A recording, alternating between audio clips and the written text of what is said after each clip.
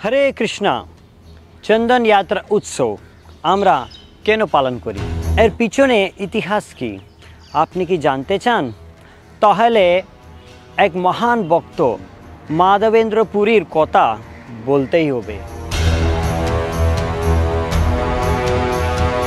মাধবেন্দ্র পুরী ছিলেন শ্রী ব্রহ্মমধ্ব গৌড়ীয় বৈষ্ণব সম্প্রদায়ের এক মহান আচার্য এবং শ্রী চৈতন্য মহাপ্রভুর পরম গুরু অর্থাৎ শ্রী চৈতন্য মহাপ্রভুর গুরু ঈশ্বরপুরী তার গুরু মাধবেন্দ্র পুরী। माधवेंद्र पुरी ছিলেন महान परमहंस भक्त और उन्हीं अजाचित वृत्ति के पालन करते माने भिक्षा करते कोथाय उन्हीं जेतेन ना। एक दिन एक बालक माधवेंद्र पुरीर काछे एसे ओनाके एकटु पात्रे दूध दिएछेन। तखन माधवेंद्र पुरी ओनाके जिज्ञासा करेछेन आपनि के आपनि कोथाय थेके एसेछेन। তখন বালক উত্তর দিয়েছেন আমি একটু সামান্য গোপা বালক আমার নাম গোপাল আপনি এটা দুধ খেয়ে নেন আমাকে দুধ দহন করতে যেতে হবে আমি একটু পরে আসব আর উনি চলে গেছেন। তারপর মাধবেন্দ্র পুরী ও দুধ খেয়ে ভগবানের উপরে ধ্যান করতে করতে উনি ঘুমিয়েছেন। স্বপ্নের ভিতরে ওই গোপাল বালক এসে মাধবেন্দ্র পুরীকে বলেছেন আমি একটু কুঞ্জু ভিতরে পড়ে আছে আপনি আমাকে পুনরুদ্ধারণ করে প্রতিষ্ঠা করে আরাধনা করুন। এই আদেশ পাওয়ার পরে মাধবেন্দ্র পুরী ওই কুঞ্জেতে গিয়েছেন ওখান থেকে গোপালজি বিগ্রহকে বের করেছেন আর গোবর্ধনের চূড়ায় উনি ওই বিগ্রহকে প্রতিষ্ঠা করেছেন আর সবাই ব্রজবাসীরা ওনাকে সাহায্য করেছেন আর সবাই মিলে মন্দির নির্মাণ করেছেন। আসলে এই বিগ্রহকে প্রায় 5000 বছর আগে শ্রীকৃষ্ণের পৌত্র বজ্রনাভ স্থাপনা করেছেন। ওই বিগ্রহকে আবার মাধবেন্দ্র পুরী পুনর্প্রতিষ্ঠা পুনরুদ্ধারণ করে এই গোবর্ধনের চূড়ার উপরে প্রতিষ্ঠা করেছেন। প্রায় 2 বছর এইরকম খুব ভক্তি প্রেম যত্ন সহকারে সবাই মিলে পূজা আরাধনা করিয়েছেন।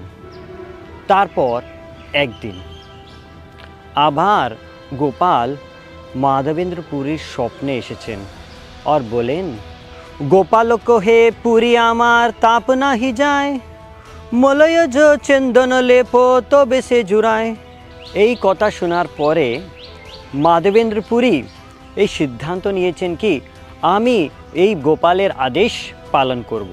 প্রগাঢ় প্রেমের এই স্বভাব আচার নিজ দুঃখ বিঘ্ন আদির না করে বিচার।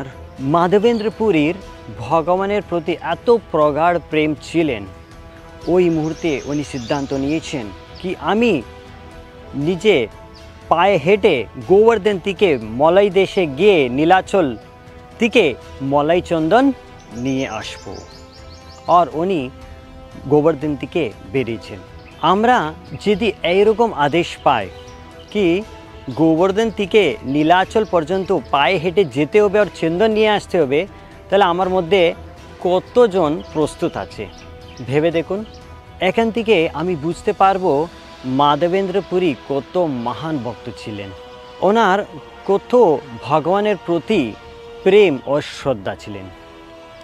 আমার জন্য অনেক সুবিধা আছে আমরা তো দোকানে গিয়ে চন্দন কিনে বাড়িতে হোক অথবা মন্দিরে গিয়ে চন্দন ঘষে ভগবানকে চন্দন লেপ প্রস্তুত করতে পারবো।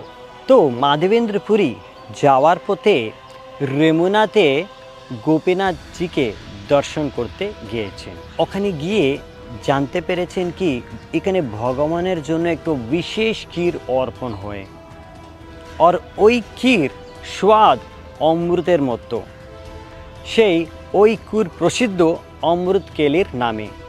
এই কথা শুনে মাধবেন্দ্র পুরী ভেবেছেন যদি আমি এই ক্ষীরকে একটু আস্বাদন করতে পারি তাহলে আমি এই রকম ক্ষীর আমার গোপালের জন্য রান্না করে অর্পণ করতে পারি। যে মুহূর্তে মাধবেন্দ্র পুরী এরকম ভেবেছেন, ভিতরে ভিতরে নিজে লজ্জিত হয়েছেন। যে ভোগ ভগবানকে নিবেদন করার আগেই ভোগকে আমি আস্বাদন করার ইচ্ছা করেছিলাম। তখন মাধবেন্দ্র পুরী মন্দির থেকে বেরিয়ে গেছেন আর একটু নির্জন স্থানে গিয়ে ওখানে বসে ভগবানের নাম কীর্তন শুরু করেছেন। তারপর ওই দিন রাত্রিবেলা মন্দিরের পূজারীর স্বপ্নে গোপীনাথজি এসে বলেন, উঠোহ পূজারী কর দ্বার বিমোচন, ক্ষীর এক রখিয়াছি সন্ন্যাসী কারণ।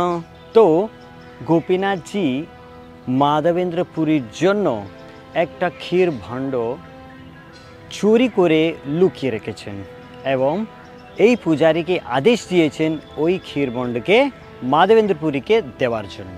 ক্ষীর লাও এই যার নাম মাধব পুরী, তোমা লাগি গোপীনাথ ক্ষীর খইলে চুরি। এইরকম বলে পূজারী মাধবেন্দ্র পুরীকে খুঁজতে শুরু করেছেন।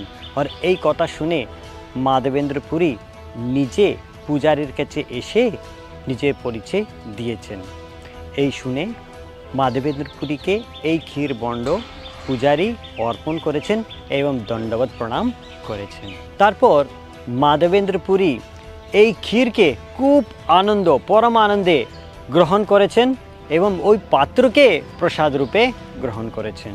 এই ঘটনার পরে মাধবেন্দ্র পুরীর খ্যাতি সব দিকে ব্যাপিত হয়ে গেছিল। এই প্রতিষ্ঠার ভয়ে তৎক্ষণ মাধবেন্দ্র পুরী রেমুনা থেকে জগন্নাথ পুরীতে পালিয়ে গিয়েছেন। কিন্তু ভগবত প্রেমের প্রতিষ্ঠা ভক্তের সঙ্গে সঙ্গে চলে, তাই জগন্নাথ পুরীতে সবাই মাধবেন্দ্র পুরীকে মহান ভক্তরূপে সম্মান করেছিলেন।